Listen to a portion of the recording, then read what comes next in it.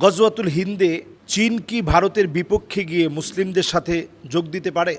এবং বর্তমান সময়ে চীনের সাথে ভারতের যে অবস্থান, এই অবস্থানে গিয়ে চীনকে আসলে মুসলমানদেরকে সাহায্য করবে কিনা? আসলে এই বিষয়টা পরিষ্কার এইভাবে বলা যায় না, তবে এটা বলা যায় যে চীনের সাথে সম্পর্কের জায়গাটা যত শক্তিশালী হবে আমাদের, তত বেশি বিপজ্জনক হবে ভারতের জন্য। এবং পাকিস্তানের অলরেডি সেনাপ্রধান তিনি কিন্তু জানিয়ে দিয়েছেন যে ভারতের সৈন্যবাহিনীকে তিনি কোনো ভয় পান না। গজওয়ে হিন্দ এটা নিশ্চিত হবে এবং অবশ্যই মুসলমানরা এতে বিজয় অর্জন করবে। রক্তগুলা পৌঁছে যাবে টাকনু পর্যন্ত। তার মানে কতটা ভয়াবহ হবে আপনি একটু চিন্তা করেন। মুসলমান সহ এই যুদ্ধে যারা যাবে, রক্ত পৌঁছে যাবে টাকনু পর্যন্ত, এরপরে মুসলমানরা বিজয় অর্জন করবে। ভয়ে ভীত সন্ত্রস্ত হয়ে মুসলমানরা পালায়ন করবে। কিছু লোক তখনও যুদ্ধ চালিয়ে যাবে, তাদের হাত ধরেই আল্লাহ রাব্বুল আলামিন মুসলমানদেরকে বিজয় দান করবেন। ইসাবাতান মিন উম্মতি, নবীজি সাল্লাল্লাহু আলাইহি সাল্লাম ডাইরেক্ট বললেন, আমার উম্মতের মধ্য থেকে দুই শ্রেণীর মানুষের জন্য জাহান্নামের আগুন আল্লাহ তাআলা হারাম বানিয়ে দিবেন। সুবহানাল্লাহ। এর মধ্যে এক শ্রেণী হচ্ছে যারা ঈসা আলাইহিস সালাতু ওয়াস সালামের সঙ্গী হবেন। কিয়ামতের বড় আলামত প্রকাশিত হলে ঈসা আলাইহিস সালাতু ওয়াস সালাম এই দুনিয়াতে আত্মপ্রকাশ ঘটবে। তিনি মানারাতুল বায়দা নামক মসজিদে, দেমাস্কের সাদা গম্বুজওয়ালা মসজিদে দুজন ফেরেশতার ডানায় বর দিয়ে তিনি নামবেন। ঈসা আলাইহিস সালাতু ওয়াস সালাম দুই টুকরা কাপড় পরা থাকবেন। ইহরামের কাপড় যেমন হয় এরকম দুই টুকরা কাপড় পরিধান করা থাকবেন। অজুর পানিগুলা টপটপ করে পড়তে থাকবে। সেই ঈসা আলাইহিস সালাতু ওয়াস সালামের সঙ্গী যারা হবে, আল্লাহ রাব্বুল আলামিন সেই মানুষগুলোকে জাহান্নামের আগুন হারাম বানায় দিবেন। দুই নম্বরে আল্লাহ রাব্বুল আলামিন জাহান্নামের আগুন হারাম বানায় দিবেন যারা গজওয়ে হিন্দ তথা হিন্দের বিজয়ের জন্য লড়বে। এদের জন্য জাহান্নামের আগুন আল্লাহ রাব্বুল আলামিন হারাম বানায় দিবেন। সুবহানাল্লাহ বিহামদিহি।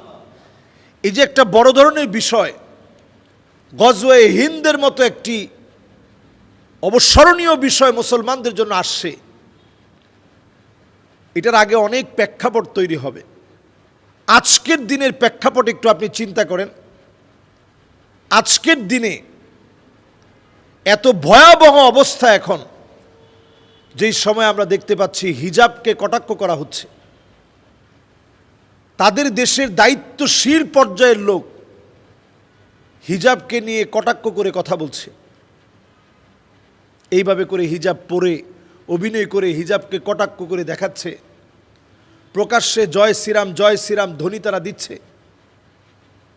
আজকে আমরা মুসলিম, প্রকাশ্যে জয় শ্রীরাম স্লোগান দেওয়া হচ্ছে। আমাদের মসজিদগুলোকে তারা ভেঙে দিচ্ছে।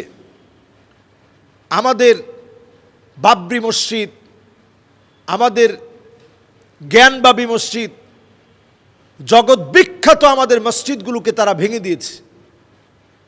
আল্লাহর আযাব তো এমনি আসে না।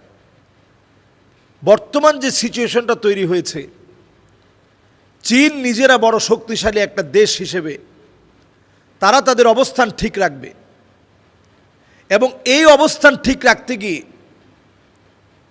চীন বিরোধিতা করবে ভারতের, এবং এই বিরোধিতা যত মজবুত হবে তত তাড়াতাড়ি ভারত ধ্বংস হওয়ার জন্য একেবারে কিনারায় গিয়ে তারা উপস্থিত হয়ে যাবে, দ্বার প্রান্তে গিয়ে পরিণত হয়ে যাবে, উপস্থিত হয়ে যাবে। চীন যত বেশি শক্তিশালী হবে আর যত বেশি ঐক্য বাড়াবে, তত বেশি ভারতের শক্তি দুর্বল হবে। আজকে আমরা দেখতে পাচ্ছি তারা আমাদেরকে বলতেছে যে 3 মিনিটের ভিতরে বাংলাদেশ দখল করবে। 3 মিনিটও লাগবে না। অথচ আজকে আমি সবার সামনে মিডিয়ায় বলতে চাই, সামনে ভারতের বড় দুর্দিন আসছে। 1 নাম্বার, তাদের ভিতরে বড় খাদ্যের মন্দা দেখা দিবে। তাদের মধ্যে বড় ধরনের তাদের দেশে ভূমিকম্পের কারণে ক্ষতিগ্রস্ত হবে। ভারতের পূর্ব দিকের যে অঞ্চলগুলো আছে ভূমিকম্পের কারণে ক্ষতিগ্রস্ত হবে। ঠিক যেইভাবে জায়গায় জায়গায় দাবানল ছড়িয়ে পড়ছে, এদের মধ্যেও দাবানল ছড়িয়ে পড়বে, কারণ তারা মুসলমানদের গড়ে গড়ে বাড়িতে বাড়িতে মুসলমানদের সংস্কৃতি, মুসলমানদের আদর্শ ধ্বংস করার জন্য তারা কাজ করছে। আল্লাহ তাআলা অবশ্যই এটার প্রতিশোধ নেবেন। তাদের মধ্যে ক্ষুধা, যন্ত্রণা, দারিদ্রতা তাদেরকে পেয়ে বসবে। এগুলো আল্লাহর তরফ থেকে, কোরআন হাদিস আপনি পড়লেই দেখবেন আল্লাহর তরফ থেকে দেওয়া আযাব। এই আযাবগুলো আসে কখন? যখন আল্লাহদ্রোহীরা আল্লাহর গোলামদেরকে ঘর থেকে বের করে দেয়। আল্লাযীনা উখরিজু মিন দিয়ারিহিম বিগাইরি হক ইল্লা আইয়াকুলু রাব্বুনাল্লাহ, যারা আল্লাহ আল্লাহ বলে ডাকে, শুধু আল্লাহর নাম স্মরণ করার কারণে যাদেরকে বের করে দেওয়া হয়েছে, ঘর থেকে বের করে দেওয়ার কারণে আল্লাহর পক্ষ থেকে শাস্তি আসবে। আমার কাছে মনে হয় এই শাস্তি অতি সন্নিকটে, এবং আল্লাহ রাব্বুল আলামিন দুইটা গ্রুপের জন্য জাহান্নামের আগুন হারাম বানায় দিবেন। ঈসা আলাইহিস সালামের সাথে যারা অবস্থান করবে, ঈসা আলাইহিস সালাম আসবে মানারাতুল বায়দা, সাদা গম্বুজওয়ালা মসজিদে, দুইজন ফেরেশতার ডানার মধ্যে বট দিয়ে তিনি আসবেন। এটা কিয়ামতের বড় আলামত। ঈসা আলাইহিস সালাম আসবেন, আত্মপ্রকাশ ঘটবে। এছাড়াও ঈসা আলাইহিস সালামের শেষ সময়ের সঙ্গী যারা হবে, আল্লাহ পাক তাদের জন্য জাহান্নামের আগুন হারাম বানায় দিবেন। সুবহানাল্লাহ। আর আরেকটা গ্রুপের জন্য জাহান্নামের আগুন হারাম হবে। তারা কারা? তারা হচ্ছে যারা গজওয়ে হিন্দের জন্য, হিন্দের বিজয়ের জন্য, ভারতের বিজয়ের জন্য, মুসলমানদের সেই সময়ে ভারতে যে দুরবস্থা দেখা দিবে, টাকনু পর্যন্ত রক্ত পৌঁছায়া যাবে, এত বিরাট আকারে হত্যাযজ্ঞ হবে। এরপরে আল্লাহ তাআলা মুসলমানদেরকে বিজয় দিবেন। সেই বিজয়ের সময় যারা কাজ করবে, আল্লাহ রাব্বুল আলামিন তাদেরকে দিয়েই ভারতকে আল্লাহ তাআলা বিজয় দান করবেন। ঠিক যেভাবে মোহাম্মদ কাসেমের নেতৃত্বে 17 জনকে দিয়ে আল্লাহ তাআলা পুরা ভারতকে বিজয় দান করেছিলেন, ইমানি হিম্মতের কারণে আবারও মুসলমান বিজয় অর্জন করবে ইনশাআল্লাহ। এই বিজয়ে ভারতের সঙ্গে একদিক থেকে না, বহু দিক থেকে আক্রমণ হবে। এটা এরা কল্পনা করতে পারে নাই। কারণ আল্লাহ তাআলা যখন কাউকে শত্রু বানায় দেয়, তখন মুসলমানের এমনি শত্রু তার শত্রু হয়ে যাবে। আমরা দেখছি ইয়ারমুকের যুদ্ধে মুসলমানের সৈন্য ছিল মাত্র 36,000, বিপরীতে রোমক সম্রাটের সৈন্য ছিল 2,40,000। যুদ্ধ লেগেছে সিরিয়া জর্ডানের মাঝামাঝি ইয়ারমুকে। মুসলমানেরা এই জায়গায় আসতে 15 দিন সফর করে খালিদ বিন ওয়ালিদ 36,000-এর বিরাট বাহিনী নিয়ে আসছে। রোমক সম্রাটের 2,40,000-এর বিরাট বাহিনী। তারপরেও সে চিঠি লিখছে চীনের কাছে।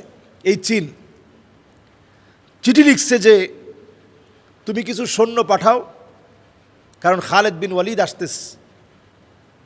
এই সংবাদ পাওয়ার পর দেরি না করে খালিদ বিন ওয়ালিদ যখন 36,000 নিয়ে গেছে, রোমক সম্রাট চীনের কাছে চিঠি লিখছে 36,000 নিয়ে মুসলমান আসছে, কাজে এখন লড়তে হবে, তুমি কিছু সৈন্যবাহিনী পাঠায় দাও। চীনের সম্রাট উল্টা লিখে পাঠাইছে, ইন্না কওমান লাউ আরাদু আন ইয়াখলা আল জাবাল লা খালাউ।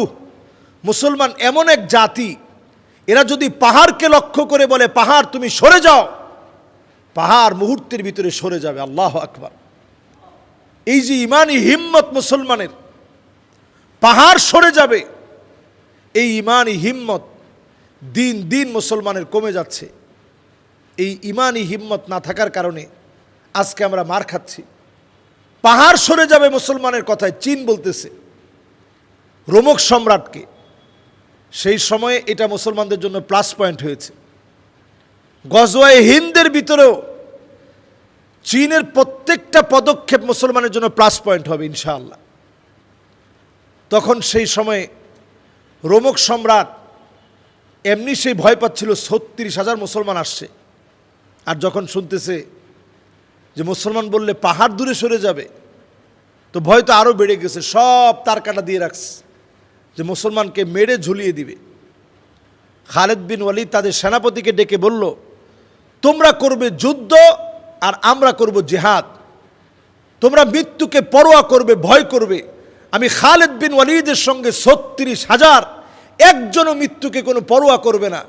নিজে মরার আগে 200 জনকে আগে মেরে তারপরে নিজে শহীদ হয়ে যাবে। আল্লাহু আকবার।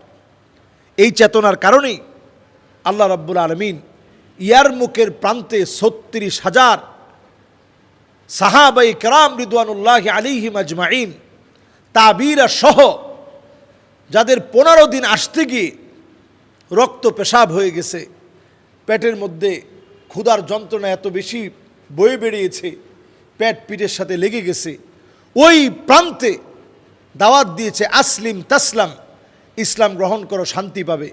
আল্লাহ তাআলা ঠিকই সেই প্রান্তে মুসলমানদেরকে বিজয়ী করেছেন। আল্লাহ তাআলা মুসলমানদেরকে ওই প্রান্তে ঠিকই বিজয় দিয়েছেন। ইনশাআল্লাহ গজওয়ে হিন্দে আল্লাহ তাআলা ঠিকই মুসলমানদেরকে বিজয় দান করবেন।